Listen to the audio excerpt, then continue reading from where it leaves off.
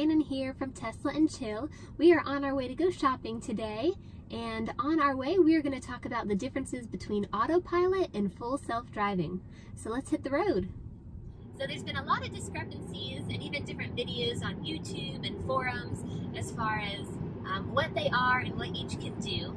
So to make it super clear, we are going to talk about that right now, and we are going to start with autopilot. So autopilot is mainly used for freeway driving, and since we're on a freeway right now, we're going to go ahead and use that. Now, you know that you can use autopilot when the gray steering wheel icon is on your touch screen. So as you can see right here, we are going to put that on right now, and you turn it on simply by double tapping the gear stalk. And once you double tap that, you'll see the steering wheel turns blue, letting you know it's on. You see two blue lines on either side of your Tesla, and that means it is engaged. So what autopilot will do is it will maintain the proper speed for you. So it'll maintain the speed limit, but if the car in front of you is going slower, it's going to be able to modulate that to keep up with the flow of traffic. It's going to be able to brake for you too. And if you have any sort of what I'd probably classify as gentle to medium curves, the car is going to be able to take those curves for you as it auto steers. So really, I think autopilot is probably best for, again, that highway driving when you're pretty much on a straight road. You're not going to be making any lane changes. Now you can see here it does tell you every so often to apply force on the wheel just so the car knows that you're still in control. Now, a disadvantage autopilot has is that it does not change lanes for you. So it doesn't sound like a huge deal, but when you're on a long drive and you have to make multiple lane changes, and you have to disengage autopilot, change lanes, go around a car and change back, it gets kind of frustrating. So that's where full self-driving comes into play. And full self-driving is fantastic.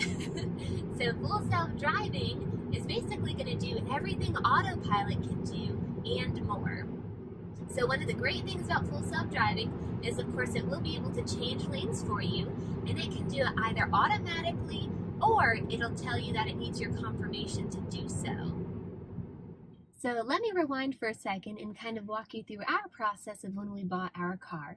So back in March when we did purchase this vehicle, autopilot and full self-driving were two separate packages that we could add on to the vehicle.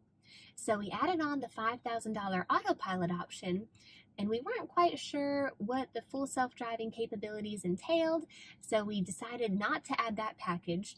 But once we had the vehicle, we instantly regretted it. So after watching the Tesla brief that Elon had on Autonomy Day, we realized that full self-driving was something we definitely wanted, and we bought it immediately. So when we bought it, full self-driving is something that comes in a two-process upgrade. It comes in the form of a software upgrade, and then it comes in the form of a hardware upgrade. The software upgrade we received immediately, but the hardware upgrade is something that we will have to take our vehicle into a service center and have it done by a technician. So what the technician will do is he will install a version 3.0 hardware piece into the Tesla, and then he will also install a chip that Tesla has made specifically for their vehicles that will give it the complete full self-driving capabilities. So when you buy full self-driving, you get what's called Navigate on Autopilot. So that means the car is going to do exactly what it's doing right now. It's going on the on-ramp, and it is going to merge into traffic for us. It's going to change lanes all on its own. You just have to keep your hands on the wheel, of course, let the car know that you're able to take control if you need to. But as you can see, the car will have a gray line just showing you on the road that it is going to change lanes by itself, and that's the route it's going to take. And you can see we're changing lanes right now. It puts the turn signal on. It picks the best path for the car. And this single blue line that you'll see on the touch screen, it's a little bit different than we saw from the autopilot screen. The single blue line just indicates that NOAA is on. You can see as the car is just auto steering, is speeding up for us, it's slowing down, it's going to keep the proper distance from the car ahead of us, and we can even adjust that car length by this knob right here on the right. If we push it one way, it's going to give us the option to give us 6, 7, more car lengths, and then of course changing it the opposite direction, you can even go down to 1 car length ahead of you. We typically keep it on maybe 3 or 4, just to be on the safe side. We want to give the car plenty of time to slow down if the car in front of us does slam on the brakes. Alright, so you can see here the car is trying to get us into the left lane since the truck in front of us is going a little bit slower. So you saw that gray line show up as the path that it wanted to take. We saw there was a car approaching from behind, and that was the car that turned red for a second there.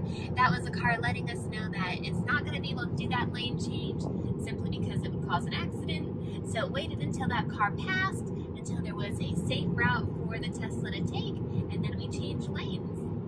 So you can see also on the touchscreen that our speed limit is set for the highway speed limit. It's at 65 miles per hour.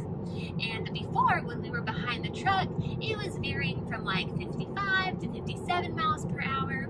And so that let the Tesla know that it can change lanes to pick the fastest route to get us to our destination quicker. So one of the great things about NOAA is that it's going to get you to your destination as quickly as possible. So typically that is going to include a lot of lane changes to get around slower cars. And of course NOAA is going to do those lane changes automatically. But since I'm in control of the car, really, I can do lane changes by myself if I want to. So for example, right now, if I want to get into the right lane, I'm simply just going to turn the right signal stop up, and you'll see the car is going to choose that path right around the vehicles where it's going to safely be able to change lanes, and it's going to complete that task.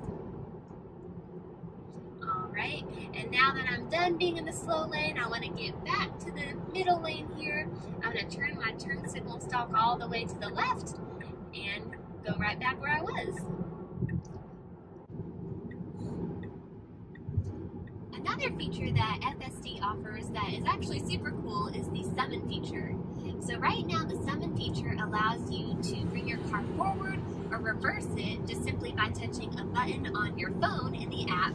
You don't have to be inside your car, you can be standing outside of it, which is crazy to think about. It kind of turns your Tesla into a giant remote control vehicle.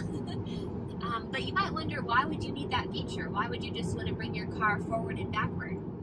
But if you think about it, if you've ever maybe been to the grocery store and you go back to your vehicle and you realize that 2 cars have parked on either side of you and you're kind of wedged in the middle there, it's kind of difficult to get in your car maybe without dinging someone's door. So using that summon feature, I can simply reverse my car out of that tight spot and I can just get in like normal and swing my doors wide open.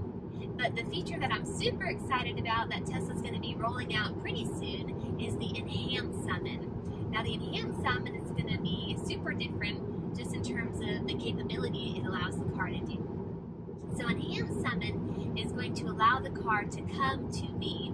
So if I'm within 150 feet of the vehicle, I can do one of 2 things. I can either use the Find Me button in the Tesla app, or I can simply just drop a pin of where I am, and the car will reverse out of a spot and literally drive up to me. So for example, if I'm at Target and it's a rainy day and I don't want to run through the parking lot, I can simply open up my Tesla app, click the Find Me button, and the car will roll right up to me. So I don't have to get wet, my belongings don't have to get wet, I can just have literal doorside service. Alright, so we're about 0.2 of a mile away from our exit, and the Tesla is going to automatically take the exit for us. Here it is, you can watch as it's happening. It's slowing down, and you'll see on the screen it says that NOAA, or Navigation on Autopilot, is ending in about 50 feet, or right now. So it has reverted back to Autopilot, and from Autopilot I'm going to take control of the vehicle since it is not quite equipped for city driving yet. And we are just waiting for that chip and that final upgrade so we can be able to have FSD in the city. Alright guys, well we just compared the differences between Autopilot and full self-driving. As you can tell, we have really loved the FSD part of this car so far, and we're even more excited about the new releases that will be coming soon, where the car will be able to basically drive itself through the city. It'll stop at stoplights and stop at stop signs.